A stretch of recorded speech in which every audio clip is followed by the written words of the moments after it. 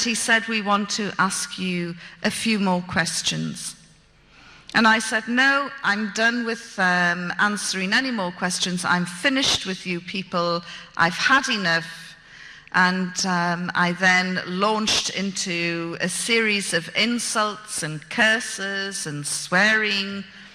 And then I rounded it off with something that I've never done in my life before, I've never done since, and you would get sent off a football pitch for doing it. I spat at them. And then I went into my cell and I started shaking. And a couple of the Christian girls said, did you just do what we thought you did? And I said, yes, I've gone beyond the line. I've gone beyond the wire. I've pushed it, and I'm in serious trouble now. I can sense it. And just then one of the female prison officers came in, and which was translated for me later, and she said, tell the English woman she is going to be flogged because she cannot do this to high-ranking people. So I'm standing there rigid with fear, cursing me and my big mouth, and wondering, is there going to be a public flogging? Will Al Jazeera be there to record it? You know, what is going to happen? And I'm standing there rigid with fear, and about 10, 15 minutes later, we heard the gates open in the courtyard, and Heather, one of the American girls, came running in, and she said, they've returned. Yvonne is going to be flogged. And just then, 3 of the Christians threw themselves down at me and grabbed onto my clothes and started saying, Lord Jesus, don't let Yvonne feel any pain. And I'm standing there looking at them thinking, you know, you're making it worse. And just then the smiling assassin walked in, and he had in his hand the one thing that I wanted, the very thing I had gone on hunger strike for 9 days earlier. He had in his hand a satellite phone.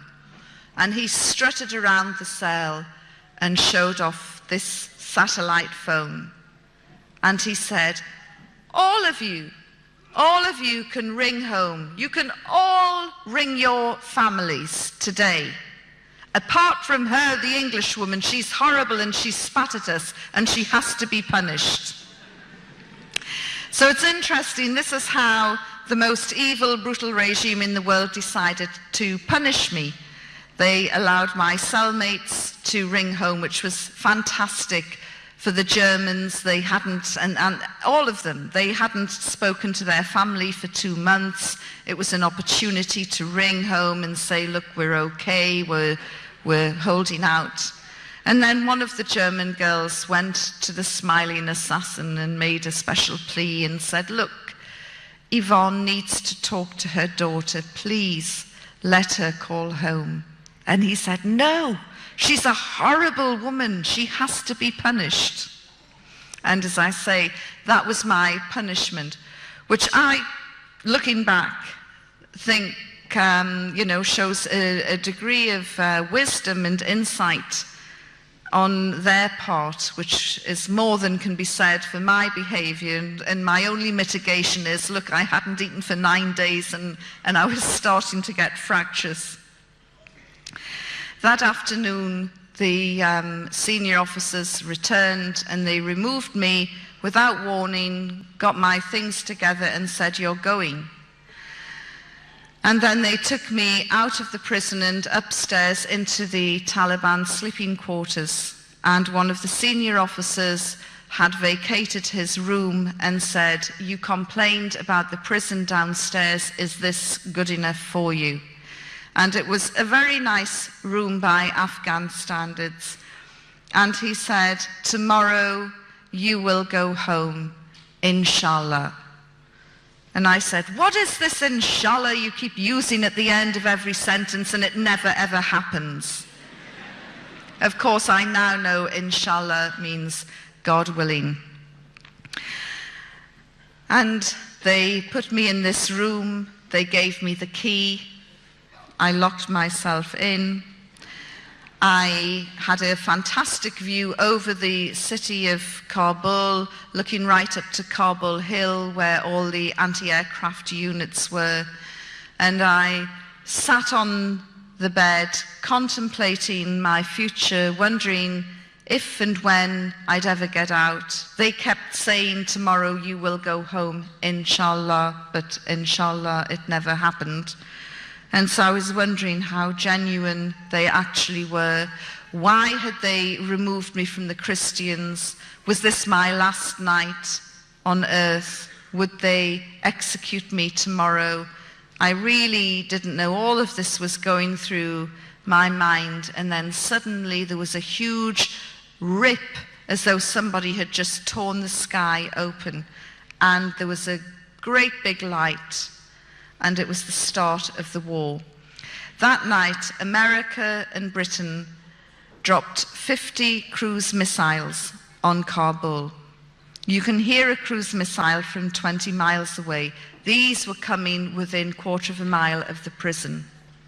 I had covered wars before, and I don't know why it had not occurred to me then, but it certainly occurred to me that night. These bombs don't discriminate. There's nowhere to run, there's nowhere to hide. Civilian, military, man, woman, child, these bombs cannot tell the difference.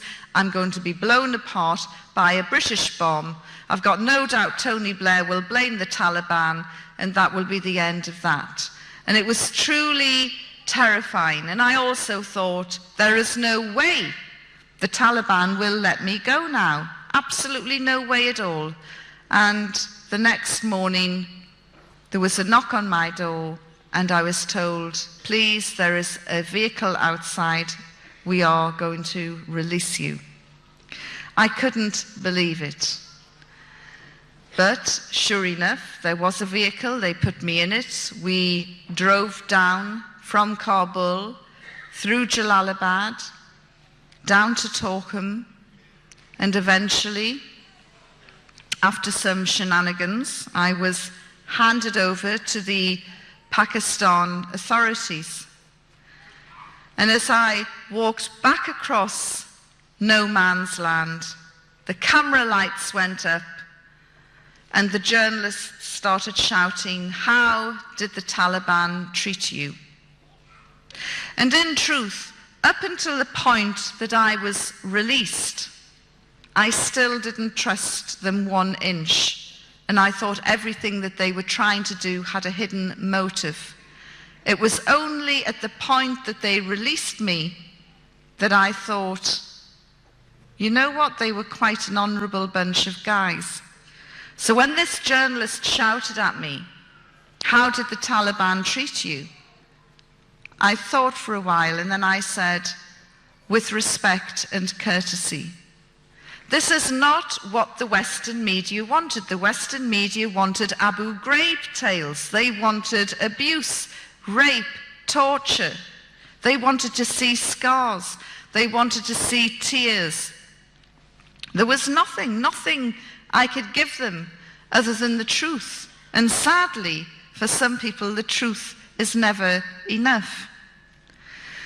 When I got back to London, about 2 weeks later, one of my guides on the Pakistan side called me and he said, Madam, the village that you visited has been bombed by the Americans.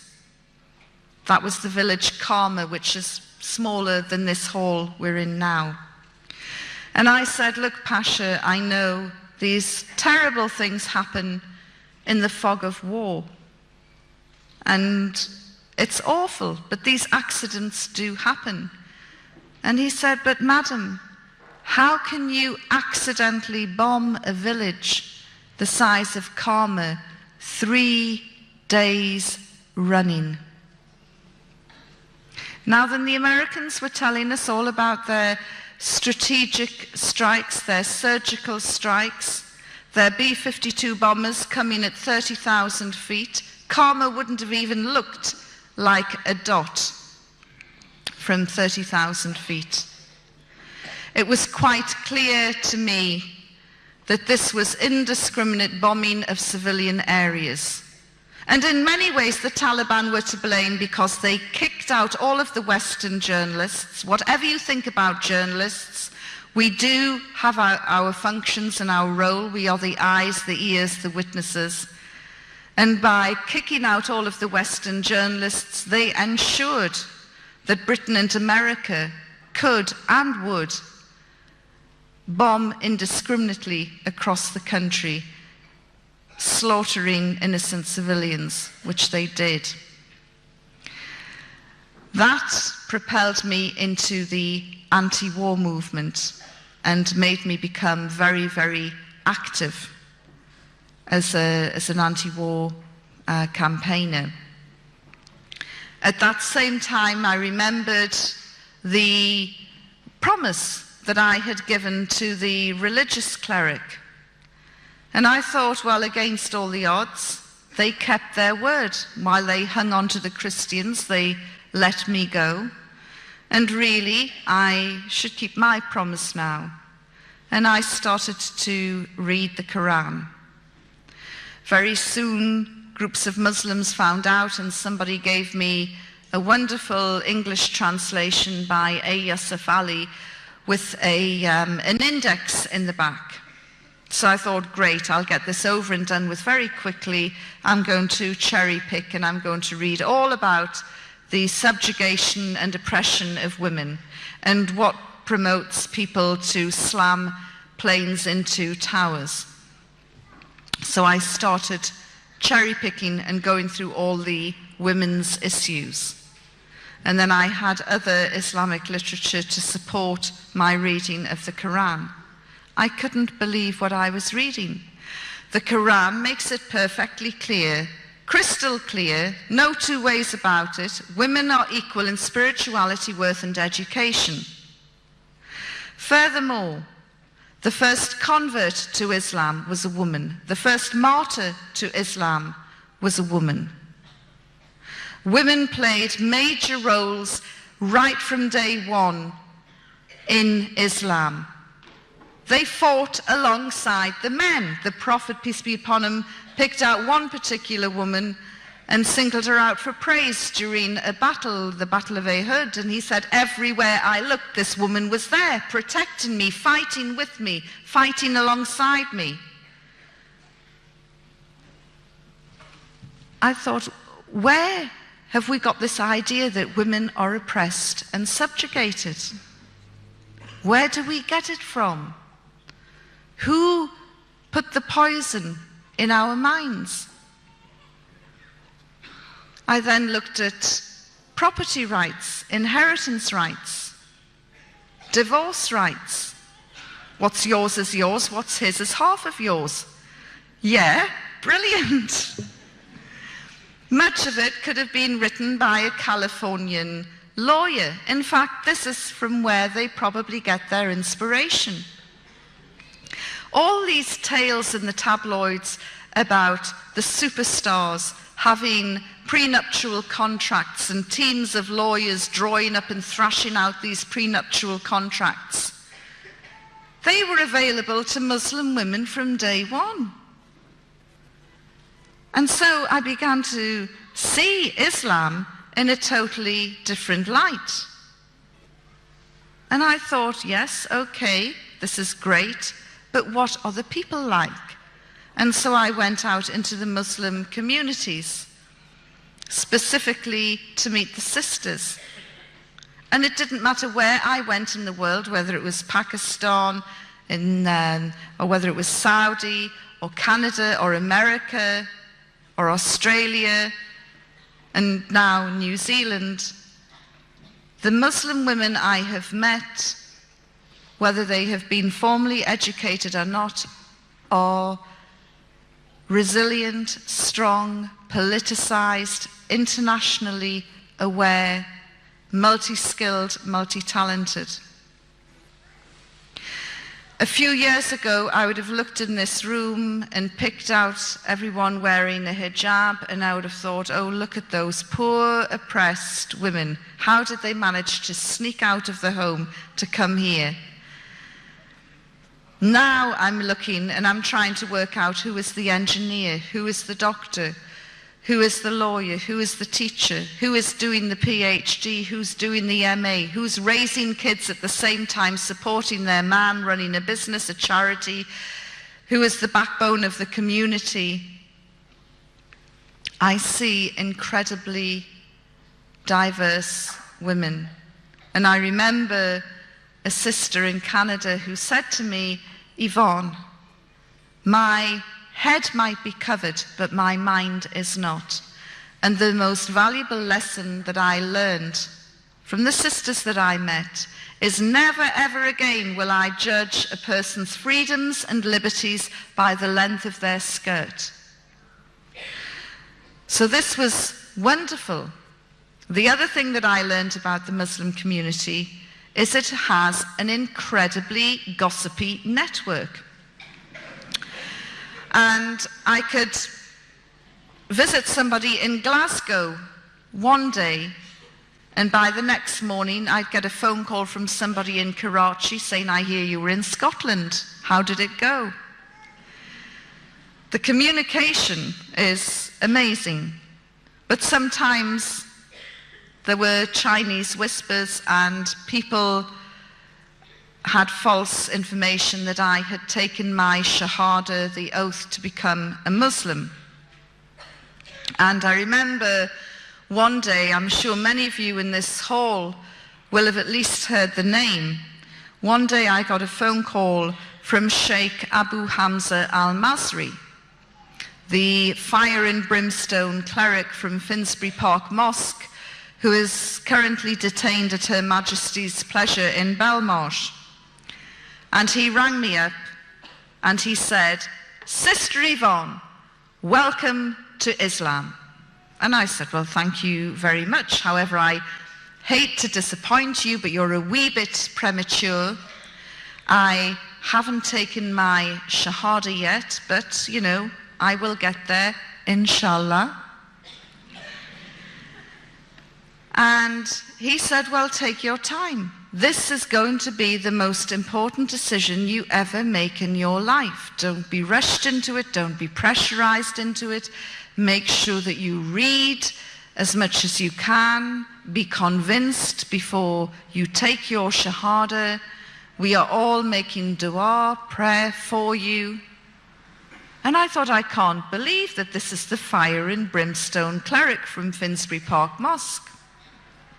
The tabloids love to hate him because of his hooks and his eye patch, and they really have demonized him. And I said, well, thank you very much for your understanding. I will keep you informed with my progress.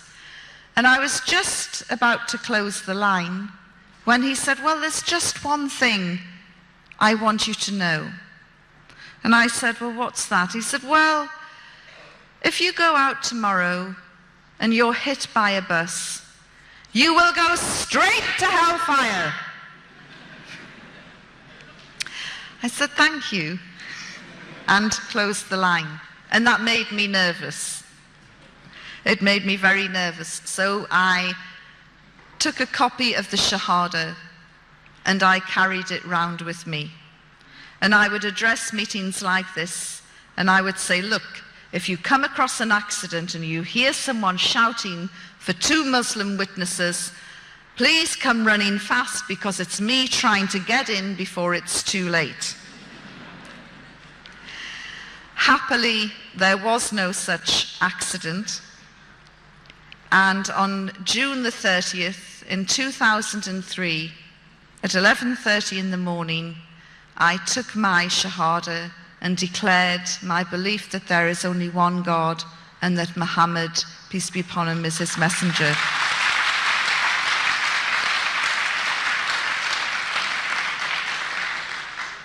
And I joined then what I consider to be the biggest and the best family in the world.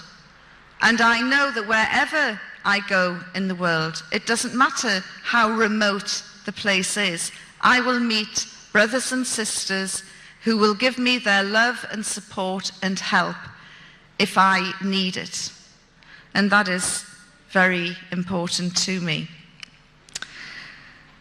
I was also lucky enough in January this year to go on Hajj, the annual pilgrimage which Muslims are required to do at least once in their life.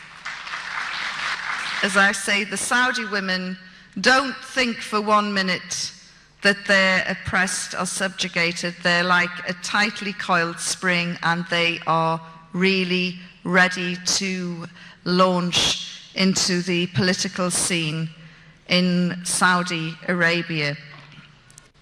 There were elections earlier this year. Women weren't allowed to vote. Let me tell you, I really feel that the next elections, not only will women be voting, they will be standing as well. These women are really, really remarkable, and as I say, they're in the wings and they're ready to launch. Unfortunately, because of Saudi's restrictive media rules, we hardly get to find out any real news that is happening there. But these sisters from Jeddah told me how distressed they were during the Second Intifada, the uprising in Palestine, how distressed they were, and they had been discussing this in the mosque after Friday prayers. And they wanted to show their solidarity with their Palestinian sisters.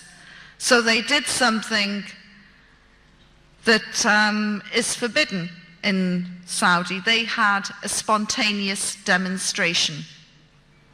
And they shouted and demonstrated, and the police were called because of this public disorder. And the police moved in, and one of the main women stood in front of the police and she said, "Dare one of you touch us? We are Saudi women and you cannot touch us." And the police sprang back, and they were wondering, what on earth are we going to do with these women? We can't have them demonstrating. But they're right, we can't manhandle them and cart them off to jail either.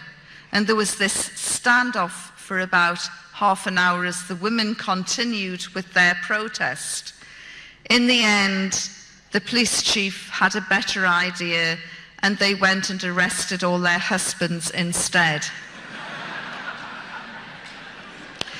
They took them to the station, and they said the next time their wives did this, they would be charged. Which is a wonderful tale. So that was Hajj in January. Obviously, you're all aware of the London bombings. I live in central London. We were shocked by the ferocity of the atrocity, but not surprised. The anti-war movement and the political party I belong to, called Respect, which is led by George Galloway MP, had said long before the first bombs dropped on Baghdad, we told Tony Blair, if you take us into a war with Iraq, our security will vanish. London will become a target. In his arrogance, he dismissed us. He dismissed the fears of 2 million people who marched in London. He would rather take his orders from Washington. Really, I salute New Zealand in its strength and determination to stand up to America over many different issues. That stand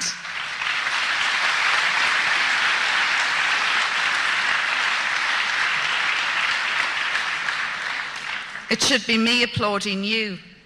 That stand has made New Zealand one of the safest places on earth in terms of security, and certainly your anti-nuclear stance is admirable.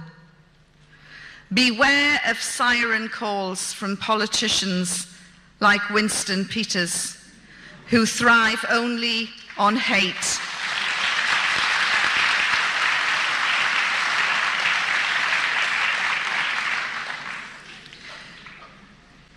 You have a very important election coming up soon.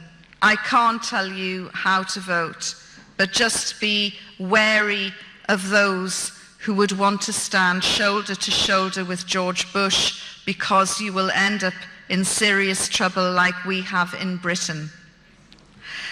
Thank you very much for listening to me. I am really looking forward to hearing your questions and observations.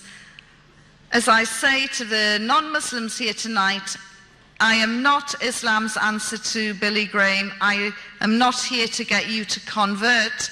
But if you are interested in learning a little bit more about Islam for your own benefit, not for any other reason, there's some books outside which you're welcome to take away. Thank you very much for being a terrific audience. Thank you. Assalamu alaikum.